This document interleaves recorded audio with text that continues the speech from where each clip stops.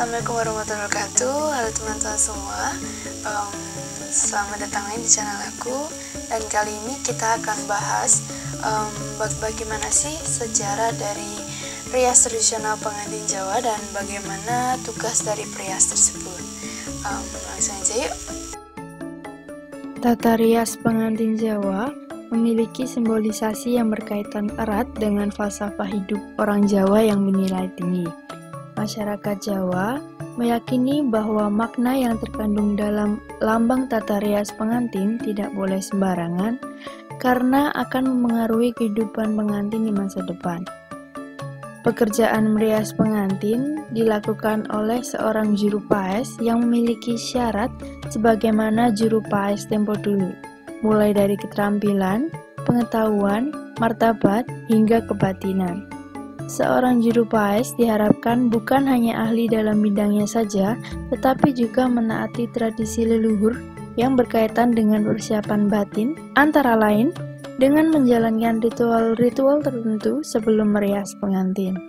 Tujuannya adalah untuk mengendapkan perasaan, membersihkan diri, dan menguatkan batin agar nantinya dapat melaksanakan tugas dengan baik, terhindar dari segala bencana.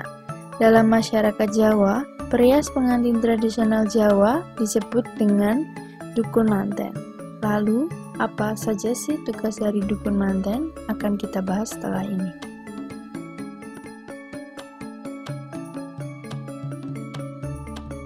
Pertama, melakukan puasa.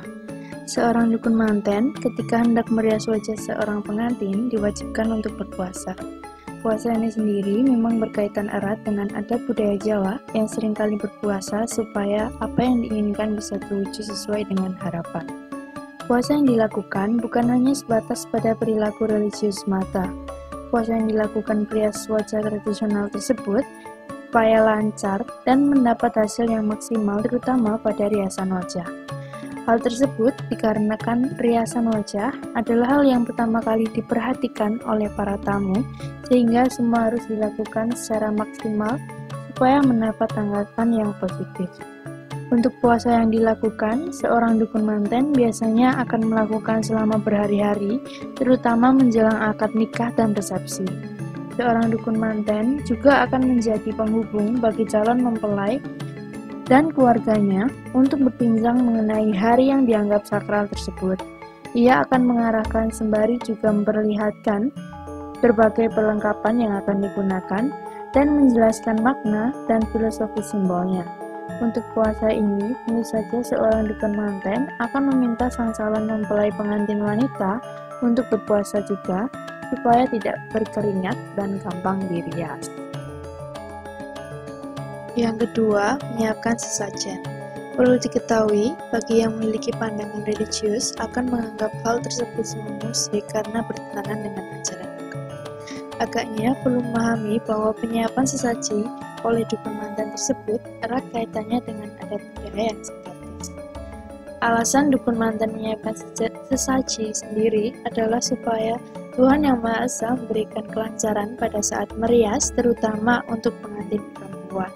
Biasanya akan diletakkan berbagai bunga hingga dupa pada salah satu sudut ruangan yang akan dijadikan sebagai tempat merias atau kamar pengantin.